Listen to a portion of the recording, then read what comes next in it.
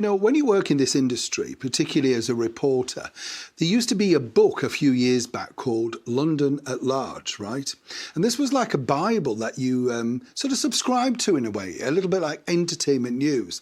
And this told you everything that you needed to be at, premieres, parties, royal events, political events, you know, that sort of stuff. And what was fascinating about that book was that was the very first time that I actually started to see the name Meghan Markle. And what's also fascinating is, obviously, at that point, you see it keep popping up, you know, attended by, and you think, well, who are these people? You know, that sort of stuff. And what was fascinating about it is that now looking back at some of the events that I attended, that Meghan was there, I wanted to share with you today some of the inside secrets that really led to her mastering the media, and some say manipulating the media. As ever, let me explain. Hi, good to see you. Thank you so much for taking the time out to join me today. This is really just a bit of a coffee break, a tea break, whatever you want to call it, a recap of looking at some of the particular stories that shaped our media landscape over the last few years. And when you think about it, say, take a look at this particular picture. Now, this picture was taken, well, at the very start of the relationship between Meghan Markle and Prince Harry. And what you notice about this is the two have suddenly gone for a very quiet date night in London's West End to the Gielgud Theatre on Shaftesbury Avenue to see a hit play at the time, The Curious Incident of the Dog. And I remember going to see that, very popular, very successful. But what you'll do notice is the fact that when you look at the picture, you'll notice that it's always taken from Meghan's side, right? And the other side of it is that there is no way when the royals go to the theatre that the theatre would tip them off. And they didn't sit in the royal box on this particular occasion, so there was no pre-advance of, you know, who's coming tonight, the royal box, all of that sort of stuff, which normally happens. So who on earth could have possibly tipped off the media to let them know, of course, that, well, they were going to the theatre? Now, you know, you could say, well, that could have happened inside after, you know, they'd seen the play. These pictures were taken upon arrival, which leads me to think, well, no, that somebody tipped them off. And, of course, a budding actress who's looking exactly for all the right exposure. Well, this is exactly what Meghan Markle did from the very off, whether she wants to admit it or not. A couple of years prior to that, you see these pictures here of a very raw-looking Meghan, right? And she's been back and forth to the UK now quite a few times. And what's fascinating, again, about this sort of, you know, scenario that's going around, as we know, she was sort of desperate, allegedly, to appear on Strictly Come Dancing, which was one of our big hit reality shows. The truth was that she wasn't well known enough. At that point, they were getting stellar guests. And she was an unknown American actress. And as I pointed out to you before here on the show, Suits literally came on a very little watched channel over here in the United Kingdom. It was a bunch of channels called UK TV, and one of them was called Dave, normally sort of for comedy, that type of thing. It never really took off, and they would have got the show very cheaply. So it's funny to think that when she was interviewed by a reporter, apparently it was the #1 show in America. Again, another lie. But again, you know, putting that out there as a budding actress. These pictures you see here, again, are fascinating because they're taken in Soho, in Dean Street, which would, of course, become synonymous with the very first date a couple of years later with Meghan and Harry. Now, at this point, what she's trying to do when she's coming back into London each time is set up things with the media. And how this works is this. She would have worked with a photographer that perhaps her agent knew or an agent over here knows. And the deal normally is that, you know, you snap them, you know, sort of coming out of a restaurant, shopping, you know, bar, that sort of stuff. And because they're trying to get going, what normally happens is the celebrity relinquishes all rights to the profit. So that basically means that if you're a huge star, for instance, and you might want to say, well, I'm going to be coming out of my hotel at this point, and if you sell these pictures, I want 50%. Meghan wouldn't have had the power at this point. She looked desperate in the pictures and was desperate for exposure. That's the deal. And that's what she hoped to get at that point. I think what's interesting about here as well is the fact that you can see she's trying to pose and get the angles, and the photographer is not very good. And one would suggest at that point that it would have been very hard to sell the pictures. But Meghan was desperately ploughing on, trying to get her profile raised over here in the United Kingdom. I remember getting a call from a magazine editor that I worked for at the time, asking me if I wanted to interview her. And I'd never heard of her, genuinely. I thought, never heard of her. I looked her up, thought, pretty girl. But again, what would I do with this? That was the problem. A funny thing happened a couple of months later. There was a sort of an event at, it's one of these events, how can I put this way, when they launch the new programs and they basically say, right, we've got this, we've got that, and then we've got these people. And at this event, it was for that particular channel.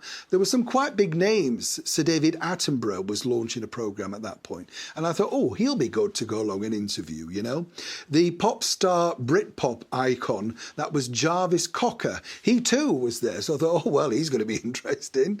And I had no idea that the cast of Suits, or some of the cast of Suits, were there. And what happens, to give you a bit of a clue, behind the scenes again, is when you go on a junket and say you interview a major star, maybe an A-lister like Sylvester Stallone, Bruce Willis, sometimes to appease them, they ask you to interview the director. And you don't, want to do it, but you have to do it because the director needs their ego smoothed, as it were. And that's exactly what happened when I first met Meghan Markle. They said, would you go in and interview these people from Suits? I'd never heard of it, didn't really know. Heard of her briefly because I'd seen, as I say, some sort of pictures and that sort of stuff. And that was how I met her. But Suits, again, wasn't a big deal. For us over here, it just wasn't a big deal. And so consequently, I then went off. But what was funny, at the same event, literally, was the comedy icon Ronnie Corbett, right? And he was there promoting something. Brilliant guy, very funny, known, of course, around the world for the two Ronnies, but also as a brilliant stand-up comedian, starting out alongside the wonderful Danny LaRue at Winston's Club in the 60s. And then, of course, you remember him with, Python and Cleese and all that sort of stuff. Just a very, very clever man. Now, we were chatting away when the cast of Suits came out. And what was funny was, I remember this, Meghan walking past looking for attention. We sort of just looked as if, oh, who's that? But Ronnie was far more interesting, and I got pulled away to go and do that to appease, because nobody was really interested in interviewing them, and they brought them all over. You understand how this works. Now, here's a particular thing that I do find fascinating, and people really don't understand, again, just how manipulative Meghan Markle would have been at this point, or her agency or her management, to raise her profile. And these are now very famous pictures. These are taken outside Kensington Palace, and you'll note that Meghan, being very eco-friendly and apparently just loving, the world of climate and planet and everything like that, well, she's got the Whole Foods bag. Now, Whole Foods over here in the United Kingdom is one of those things where you go, if you've got a lot of money and you can afford it, and you buy organic, the sort of thing. Very nice, very fresh, wonderful store, quite a few of them. But again, for the elite, one might suggest. Now, these particular pictures became world famous because they allegedly were caught off guard of Meghan Markle returning back to Kensington Palace on the love nest that she was now sharing at Nottingham Cottage, of course, with Prince Harry. A couple of points that you don't know about this, and it's always good to share this inside track. The idea originally was that they were caught off guard. Well, first and foremost, the original pictures, the original snaps, didn't have Meghan with Harry's baseball hat on, right? And what you'll do notice about, again, is the clear shots that you're getting. And more importantly, when she goes back to Kensington Palace, what you could do, because they know she's staying there, there's the security, there's the police, it would have just whipped you through. There was no need to press the buzzer. But she needed to press the buzzer in order for the photographer to get the various shots. You understand? Now, the bag was very much in focus. That was a message of I'm green, keen, and all that sort of stuff. Now, what she did very cleverly, and a lot of people do this when they get in their PR, when she goes into Whole Foods, she gets into conversation quite, not loudly, but with various people inside the store. This is so that eventually, when they say she's been to Whole Foods, quickly send reporters in there and find out who she spoke to. They can say, oh, she was great. Yeah, really fun girl. I remember her, yes. So you flesh the story out that way. You see how that works. So while Harry then, a few days later, decided to issue a statement, apparently the British media were harassing his wife, Meghan Markle. He only needed to look a little bit closer to work out exactly, well, who could be harassing this unknown actress that nobody's ever heard of? It's just ridiculous. Why would we know she was staying in Kensington Palace? Who did he think tipped off the media? You see how gullible Harry has always been. Now, once a romance had actually taken off and seen a light of day, as you can imagine, who could have possibly tipped off the media? Suddenly, Meghan's getting all of this security going back to Heathrow to fly off back to Canada to carry on, of course, filming the little watched over here at least cable TV show Suits. And then it emerged that, well, Prince Harry had been there quite a few times. But again, who on earth tipped off the media? People wouldn't have known. Now, another idea that the team around Meghan at that time, and I'm using that term loosely, were looking at was some pictures that have never seen the light of day. And I'm not quite sure now who owns them. But Meghan had an idea to, pop along to certain areas on Kensington High Street. Now, Kensington High Street, of course, is normally known for one beautiful former princess, Diana, Princess of Wales. I saw her myself on many occasions on Kensington High Street, just shopping in Waterstone's bookstore, sometime in Boots. And she also went to the church at the bottom of Kensington Church Lane. She seemed to like to go in there quite a bit, apparently. Now, what was interesting was Meghan, who famously said that she didn't know anything about the royal family, if you remember. She was clueless, absolutely clueless. But suddenly she wanted to recreate perhaps being spotted in the bookstore of Waterstones, where Diana famously got her books. And the idea, of course, was then that she could suddenly be spotted maybe buying some makeup coming out of Boots.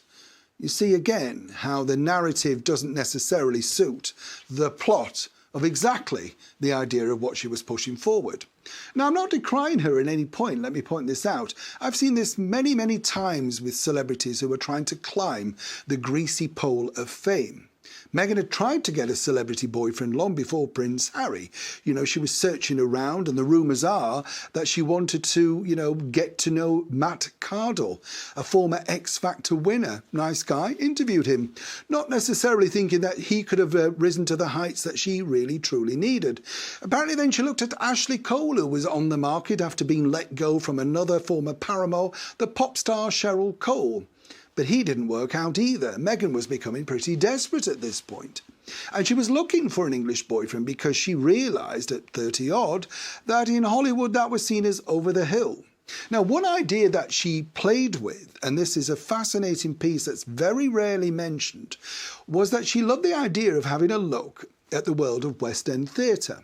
Now, a person who I knew very well, sadly no longer with us, a former theatre producer, had a meeting with Meghan. And this was the idea, you see, that he didn't necessarily, and I mean this with love, of course, pay too much money. But he realised that by having her in an ensemble piece, that might help sell a few tickets. He was a very clever manipulator, this theatre producer. A few years before, on a bit of a downward spiral, the diva Mariah Carey, of course, soon to be, put together with Meghan's Archetype podcast, she was looking for something to reinvigorate her career and had various meetings with him about recreating The Prince and the Showgirl as a sort of part musical, part play on the West End stage. But sadly, the producer relinquished the idea when he saw the astronomical fees attached that, of course, Miss Carey may require. No such luck for Meghan because the idea sort of fizzled out. I think she wanted to see, would somebody take her on in the world of theatre? Even Panto wasn't forthcoming, The agency sent it round there. Maybe she could do a short stint in Panto. After all, if it was good enough for the likes of Pamela Anderson and Priscilla Presley out at the new Wimbledon Theatre, good enough for somebody of Meghan's calibre, right? The money was good and it would raise her profile and show her to be a fun character, not just the serious person, seventh down the list, in Suits. That didn't work either. Of course, we know what really worked. She hit pay dirt when suddenly she found someone that, well, all she wanted to know, though, was he nice? No, really, that's all she cared about. Which brings me to this particular interview, let me tell you. And this particular thing was interesting because this was the engagement interview. But prior to that, they had this photo opportunity, you know, and there was a lot of problems behind the scenes which should have raised a few alarm bells for Prince Harry. But he was madly in love and couldn't quite believe he got this stunning beauty. And more importantly, as he pointed out, look what I've got, as if she was some kind of prize out of one of those grab-a-thing machines at the seaside, you know. But moving forward, what happened here, which was more fascinating, I believe, was this. Meghan couldn't decide what she was going to wear on that famous photo call inside the gardens of Kensington Palace. And I remember it well. We were all instructed we were going to go and they could take various snaps and stuff. And what you see is that particular designer coat. It's a picture now that Meghan doesn't like because apparently she feels that it looks frumpy and everything. But, you know, when you think about it, she was searching for designer looks right until the last moment and decided against that because white would really stand out. But what she didn't like the look of was the fact that it made her look quite bulky from the back, and having the belt that doesn't fasten, all that sort of stuff. She kind of made her very first mistake. She didn't know when, of course, she decided to sit down with the BBC, something that she called later on orchestrated reality, when in effect what she really did was power her way through the interview, goofing around, trying to distract Harry, and then amazingly, given the fact that they were both so keen on the whole food scenario, well, he proposed while they were roasting chicken. Right, not so vegan now. But where it gets even more fascinating is, after the interview, Meghan wanted to check shots and lighting and stuff like that. Never before had that been done. And that really raised, again, quite a few eyebrows. And the reason why I'm bringing you these stories in the inside track, so you can see exactly when that famous thing came out from Harry saying, "Stop harassing my girlfriend." The only person harassing Meghan Markle was Meghan herself. She was desperately trying to get some attention over here in London. And by the sort of few pictures that we've shared with each other today, you can see how she's climbed into various degrees of opportunity. But at that point, it was very difficult for Meghan because nobody knew her. You know, she wasn't in a show that was very big and it wasn't on a channel that was known. So she had to use every single tactic that she could. As we now know, the moment that she got inside the monarchy, basically, somehow, somewhere, people knew where she was, whether it was shopping for flowers. And you'll notice on this picture in London that she hasn't got the beanie down, she hasn't got glasses on, but the photographer somehow has managed to get this fabulous A1 shot, Meghan, the flowers, and the beautiful face. Making sure, of course, that, oh, I'm caught off guard, just buying flowers, running errands on my own, but really in cahoots with the people that were doing it. It goes back really to Prince Harry and Meghan moaning about press intrusion and social media activity. Celebrities who are desperate for attention have done this since the very start of the entertainment industry. Meghan Markle is no different. If she was honest and said, well, this is what I did to get famous, people might respect her more. Maybe the Hollywood Reporter wouldn't label her a diva in high heels or a demon boss. But either way, if Meghan Markle truly believes that she's been pressurised and pulled around and sold to the wolves, as she famously said in the Netflix documentary, then really she's only herself to blame. As ever, thank you so much for taking the time out to join me. I'll see you next time.